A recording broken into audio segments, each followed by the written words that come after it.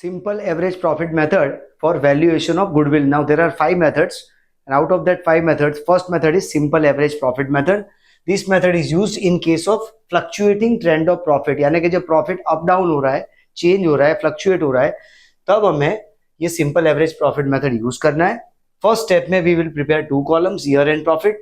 Next step is total profit, then average profit is total profit upon number of years, and last step is goodwill. Formula is average profit into years of purchase. These years of purchase is mutually decided by partners that for how many years this profit will be continued in near future. So as per this question number 4, Bhavesh and Vipul, 2 partners, average profit of 5 years to be taken into consideration and years of purchase is given 4.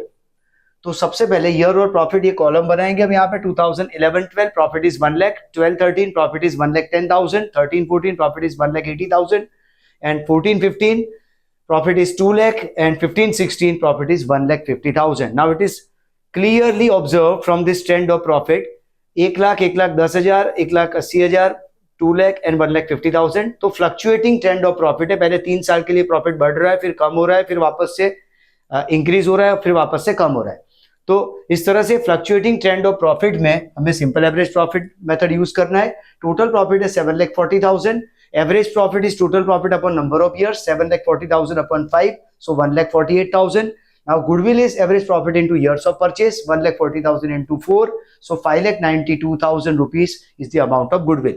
Important point is, अगर हमें यहाँ पे profit की जगह अगर कोई year में loss दिया है तो वो सब्ट्रैक्ट करना है. इसके ऊपर एक क्वेश्चन नंबर 5 है जिसमें पार्टनर्स है महेंद्र एंड प्रवीण.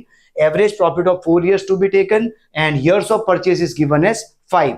तो 4 साल के प्रॉफिट है. 13-14 के लिए 60,000, 14-15 के लिए 80,000, 15-16 के लिए 20,000 का लॉस है, 16-17 का 30,000 है. टोटल प्रॉफिट है 1,50,000.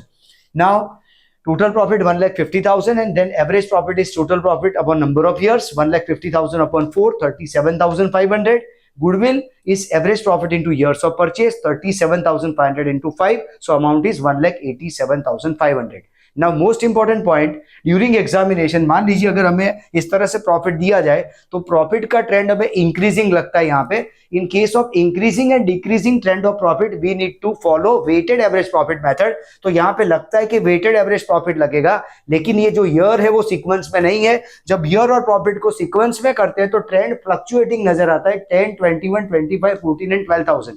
सो खास ध्यान रखना है, ईयर और प्रॉफिट को पहले अरेंज करना है, फिर डिसाइड करना है सिंपल या तो वेटेड.